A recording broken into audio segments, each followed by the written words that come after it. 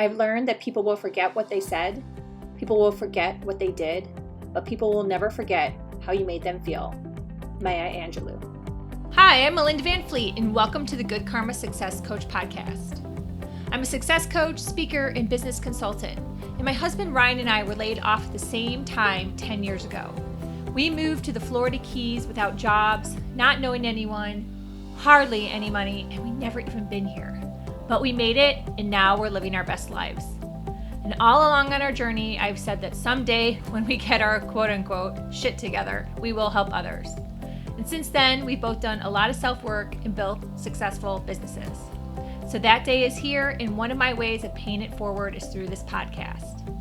Each week, my intent is to be relatable and bring you tactical tips, tools, share my learnings and stories that can help inspire or transform you wherever you are in your career or general life and make an impact. I strongly believe that if I can do it, you can do it too. So what's stopping you? Hi, everyone, and thank you for tuning in to the Good Karma Success Coach podcast. I'm always so honored that you take the time to listen to this podcast because I know there's a lot of options out there and limited time. So thank you so much in advance. I'm sure many of you have heard that beautiful quote before from Maya Angelou. It's a very famous quote. It's a nice quote to hear as a reminder once in a while if you haven't heard it in a while or you haven't heard it at all. So that's why I wanted to open with that quote. It really has a really great resonance for what I'm going to talk to you about today, which is how to take negative things that you may see or hear or feel about and make them into positive. Use them as fuel to help yourself be a better person, to make up your mind about something you want to accomplish or how you wish to be in this world. Because we're all surrounded by things that maybe rub us the wrong way, and there's not a whole lot you can do about that, you know? So instead of having that energy be negative and spending time stewing about those things, why not turn it around and make it into something positive for yourself? And that doesn't mean you have to sit and judge that person or be negative towards that person. It's spending none of that energy. Don't do that at all. Like, that is going to send you down a bad path. But think of it as just saying, you know what? Okay, I see that that person is behaving in a way that, doesn't feel good to me. So how can I take that as a lesson and make sure that I don't exhibit the same behavior? And there's lots of ways you can think about this. Lots of different skill sets, lots of different character traits, buckets, etc. And I'll just share a few of mine so you can just have, some small examples, and hopefully they're relatable, or you can just be like, oh yeah, I get it. And, then these are my examples, and these are the things that I'm going to use as fuel for positive behavior. One of the things is generosity. Often we might be friends with someone or have a family member that's not very generous. I have experienced that before in my life, both with family members and friends that aren't very generous in regards to tipping.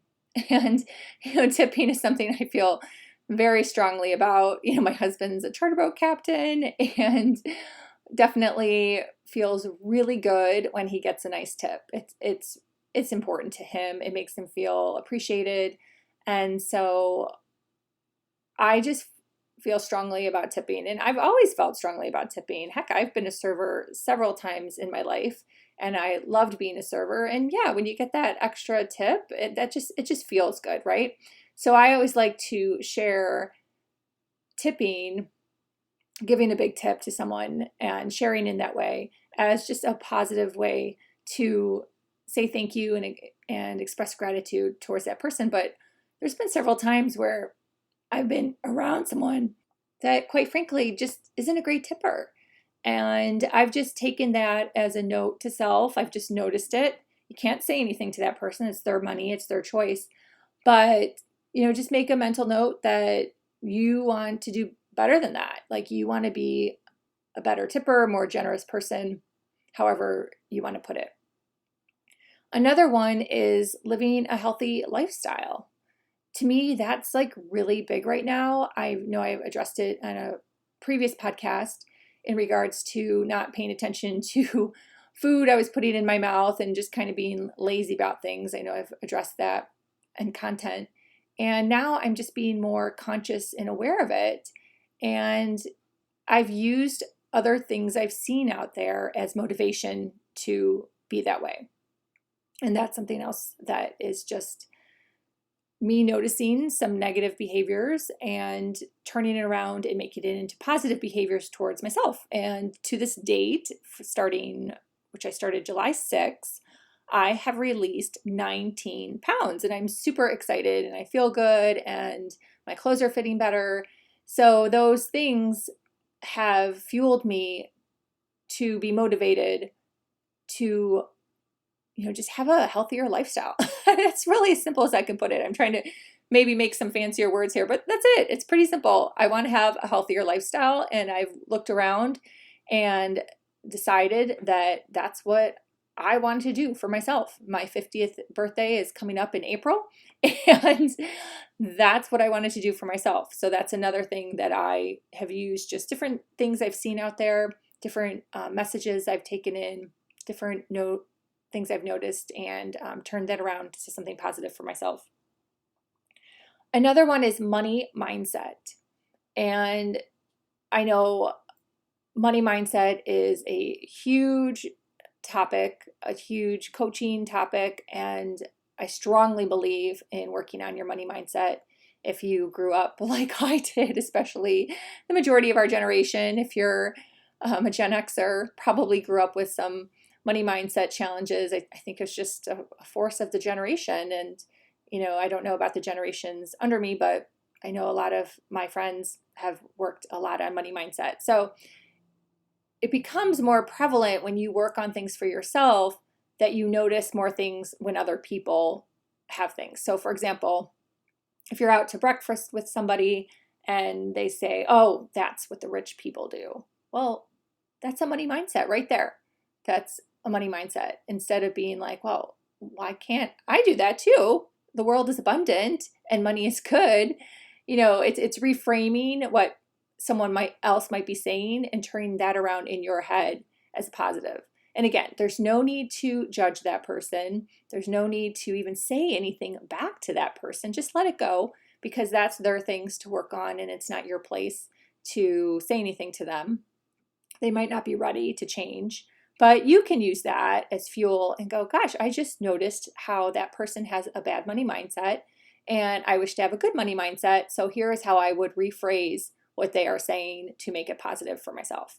And once you start to get in the habit of the reframing of someone else's negative behavior, someone else's negative statements or actions, you start to make this a habit.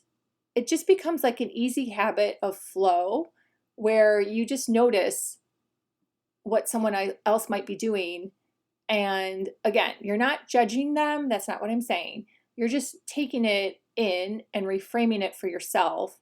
So you're always working on making yourself better, a better person, better at relationships, better in your business, even better at a hobby, whatever. There's so many things we all can be working on to make ourselves better. And that is just a few examples of some categories, I would say, where you can work on noticing where some other people might be negative or just not feeling good to you, whatever they said or behaved, and you can reframe it for yourself. So I know this podcast is a little different. I actually have never heard someone speak about this before, because it can take you down a rabbit hole where someone might think you're being really judgmental or you're being really negative, but that's not what I'm saying at all, because it's just good for you to be cognizant of what's going on out there. And there's a lot going on out there. There's lots of stuff even on Facebook where I'm like, wow, did we really have to go down that path? Why couldn't we just, bless that person and send them light. You might not agree with something they're saying, but you're spending negative energy going down that path. So I often look at those behaviors too online and in social media and let it go, but think to myself, I'm not going to do that. I'm going to take this path, which feels really good to me and is more positive and is more moving forward in a really helpful direction versus going down a path of negativity and name calling, lots of name calling going on, and all these other things. So I would love to hear your thoughts on this. I always like it when people reach out to me and tell me what they're thinking. I think that's amazing. This world is huge. And I've always said that, everything's like art. People have their opinions. You might like this particular artist or you might not. And that's what makes the world go round.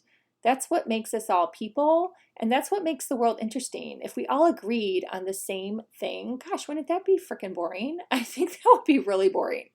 So it's good to have different opinions, different viewpoints, and meld them together. And maybe it'll awaken you to some new thought process or point of view. Maybe it won't. Or maybe it'll just shift something within you a little bit. And that's really cool too. Whatever. And there's several ways to look at that.